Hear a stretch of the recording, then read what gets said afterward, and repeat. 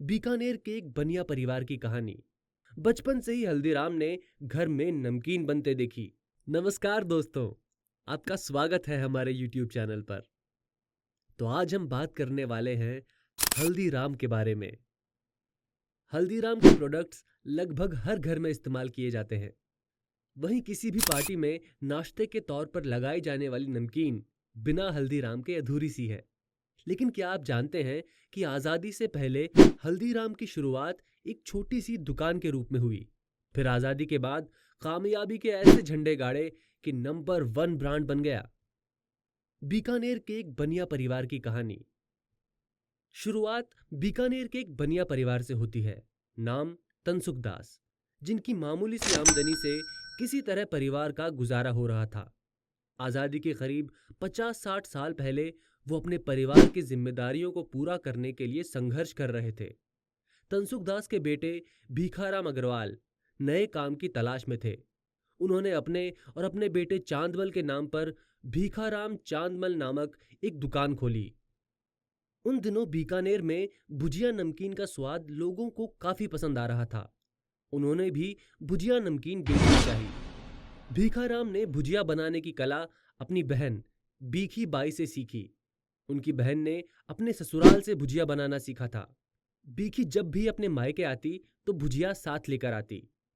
उनके मायके वाले उस भुजिया को काफी पसंद करते थे। बहरहाल भीखाराम ने भी भुजिया बनाकर अपनी दुकान में बेचना शुरू कर दिया। लेकिन उनकी भुजिया बाजार में बिकने वाले भुजिया की तरह ही साधारण थी। बस किसी तरह उनकी रोजी रोटी चल रही थी। हल्दीराम बचपन से ही बड़े मेहनती थे। लेकिन फिर सन 1908 में भीखाराम के घर उनके पोते गंगा बिशन अग्रवाल का जन्म हुआ। उनकी माता उन्हें प्यार से हल्दीराम कहकर पुकारती थी। जब हल्दीराम का जन्म हुआ तो उनके दादा की उम्र महज 33 साल थी। उस जमाने में जल्दी शादी हो जाया करती थी।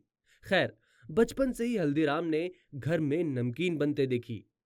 छोटी सी उम्र में ही वे घर व दुकान के कामों में हाथ बटाने लगे। वे काम करने में कभी नहीं हिचकिचाते थे। उनके अंदर सबसे अच्छी खूबी ये थी कि वे किसी काम को बड़ी मेहनत व लगन से जल्दी सीख लेते थे। उन्होंने जल्द ही भुजिया बनाना सीख लिया। महज 11 साल की उम्र में हल्दीराम की शादी चंपा देवी से हो गई। शादी के बाद जिम्मेदारियां बढ़ गई। हल्दीराम ने अपने दादा की भुजिया वाली दुकान पर बैठना शुरू कर दिया। उनकी भुजिया बाजार में बिकने वाली भुजिया से कुछ खास नहीं थी। वे भुजिया के व्यापार को बढ़ाना चाहते थे। इसके लिए उन्हें कुछ अलग करने की जरूरत थी। ऐसे में हल्दीराम ने अपनी भुजिया के स्वाद को बढ़ाने के लिए कुछ बदलाव किया। उसमें उन्होंने मोठ की मात्रा को बढ़ा दिया। उस भुजिया का स्वाद उनके ग्राहकों को काफी पसंद आ गया। उनकी भुजिया बाजार में बिकने वाली भुजिया से काफी जायकेदार और अलग थी। समय के साथ परिवार बढ़ता रहा। पारिवारिक झगड़े भी उन्हें परेशान करने लगे थे। हल्दीराम ने अंत में परिवार से अलग होने का फैसला ले लिया। उन्हें पारिवारिक व्यापार से कुछ नहीं मिला। एक्सपेरिमेंट ने किस्मत बदल दी। परिवार से अलग होने के बाद हल्दीराम ने बीकानेर में साल 1937 में एक छोटी सी नाश्ते की दुकान खोली, जहां बाद में उन्होंने भुजिया बेचना भी शुरू कर दिया। वो इसके जरिए मार्केट में अपना नाम जमाना चाहते थे। कहा जाता है कि हल्दीराम हमेशा अपनी भुजिया का स्वाद बढ़ाने के लिए कुछ न कुछ बदलाव या एक्सपेरिमेंट करते रहते थे। अभी तक मार्केट में लोगों ने जिस भुजिया का स्वाद चखा था वो थोड़ी नरम, मोटी और गठिए के समान थी। इस बार उन्होंने उसका रूप ही बदल डाला। हल्दीराम ने एकदम पतली भुजिया बना डाली। ये बहुत ही चटपटी और क्रिस्पी थी।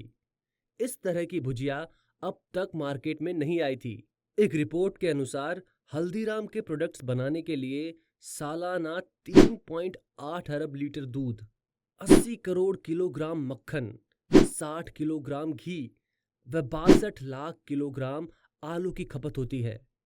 हल्दीराम ब्रांड के तहत लोगों को न सिर्फ भुजिया बल्कि कई प्रकार की स्वादिष्ट नमकीन, स्नैक्स और फूड प्रोडक्ट समेत 400 से अधिक प्रोडक्ट्स का स्वाद चखने को मिलता है। इससे आप हल्दीराम की लोकप्रियता का अंदाजा लगा सकते हैं। तो दोस्तों, ये थी हमारी आज की वीडियो। अगर आपको पसंद आई तो लाइक जरूर कीजिए और हाँ, चैनल को सब्सक्राइब करना ना भूलिएगा।